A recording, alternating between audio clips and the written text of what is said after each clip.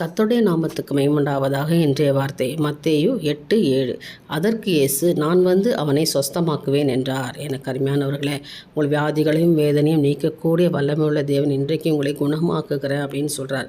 அந்த 100க்கு அதிபதியுடைய வேலைக்காரன் திமிர்வாதமாய் கொடிய வேதனைப்படுகிறான் என்று தேவனிடத்தில் அவன் சொன்னபோது கர்த்தர் சொல்கிறாரு, நானே வரேன், நான் வந்து உன்னை குணமாக்குறேன், உன்னுடைய வேலைக்காரன் நான் வந்து சொஸ்தப்படுத்தினேன் என்று சொல்கிறார். இந்த நாளில் அப்படி தான் ஆண்டவர் உங்களுக்கும் சொல்கிறார். மகளே, நான் எங்கே போகிறது, நான் யார் எனக்கு உதவி செய்ய முடியும், இன்றைய தினம் எனக்கு யார் ஜெபிக்க முடியும், எனக்கு யார் உதவி செய்ய முடியும் என்று நினைக்கிறீங்களா? கர்த்தர் சொல்கிறார், நானே வருவேன், நான் உன் பக்கத்தில் வந்து உன்னை குணப்படுத்தி உன் வியாதி நீங்கி உன்னை நான் சொஸ்தமாக்குவேன் என்று கர்த்தர் சொல்லுகிறார். அல்லேலூயா. நிச்சயமாக கர்த்தர் செய்வார். ஏனென்றால் தேவனால் முடியாத காரியம் ஒன்றுமில்லை. இன்றைக்கு உங்களை தேடி வர கர்த்தர் காத்து கொண்டிருக்கிற விசுவாசிக்கிறீங்க. ஆண்டவரே, என்னிடத்தில் வாங்கப்பா, என்னை தேடி வாங்க ஆண்டவரே என்று சொல்லி இருக்கிற இடத்துல முழங்கால் படிட்டு ஜெபம் பண்ணுங்களேன். உங்கள் வியாதிகளும் உங்கள் வேதனைகளும் நீங்கும் இல்லையா?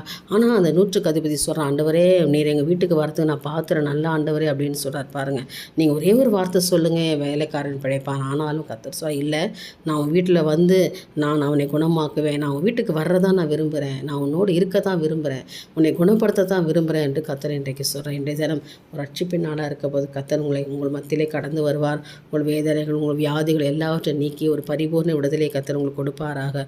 விசுவாசிங்க, ஆசீர்வாதத்தை பெற்றுக்கொள்ளுங்கள். தேவனுக்கே மகிமை உண்டாகட்டும். ஆமேன்.